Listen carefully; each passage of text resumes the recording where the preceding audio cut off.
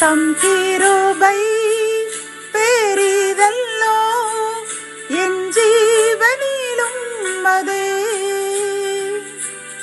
இம்மட்டும் காத்ததுவே இன்னும் தேவை கிருபை தாருமே இன்னும் தேவை கிருபை தாருமே. தேவனுக்கே மகிமை உண்டாவதாக.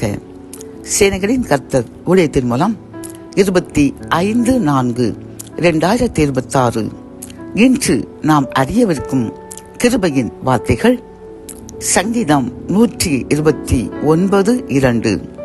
என் சிறு வயது தொடங்கி அநேகந்தரம் என்னை நெருக்கியும் என்னை மேற்கொள்ளாமல் போனார்கள். கத்தோலிக்க வேதாகமம் இவ்வாறு கூறுகின்றது. என் இளமை முதற்கொண்டே என்னை பெரிதும் துன்புறுத்தினார்கள், எனினும் அவர்கள் என் மீது வெற்றி பெறவில்லை என்கின்றது.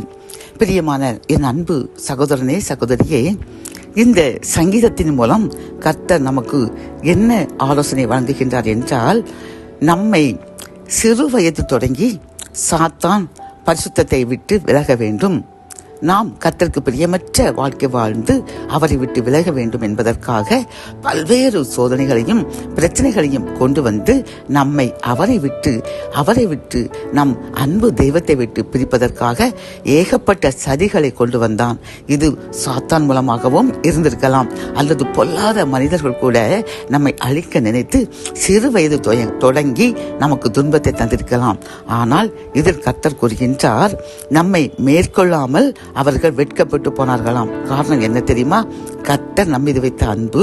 அது மட்டுமல்ல, நமது மூதாதையருடைய புண்ணியங்கள், அவர்களுடைய நன்மைகள், அவர்கள் கர்த்தரை தேடிய விதம்.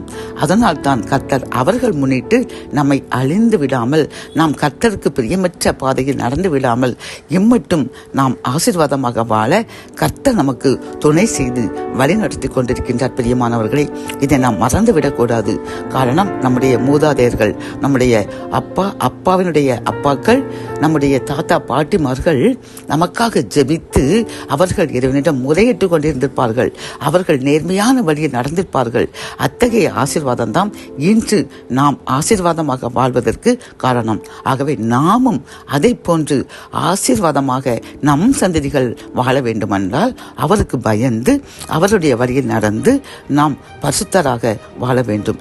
ஆகவே இம்மட்டும் நாம் ஆசீர்வதிக்கப்பட்டவர்களாக வாழ்வதற்கு காரணம் கர்த்தருடைய பெரிய கிருபை.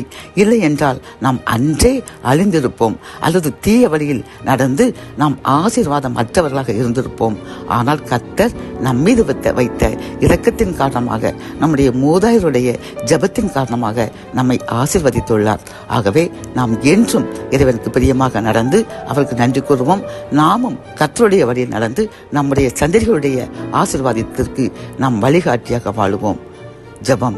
என் அன்பு தகப்பனை, இந்த கிருபையின் வார்த்தைகள் மூலமாக அப்பா, சத்துரு எங்களை அழிப்பதற்காக, உம்மை விட்டு பிரிப்பதற்காக கங்கணம் கட்டி கொண்டிருந்த அந்த தருணங்களில் நீர் எங்களை ஆசீர்வதித்து அந்த தந்திரத்திற்கு விலக்கி எங்களை பாதுகாத்து எங்களுடைய மூதாதையருடைய ஜெபத்தின் மூலமாகவோ உமது கருணை எங்களுடன் இருந்து எங்களை வழிநடத்திற்காக நன்றி அப்பா.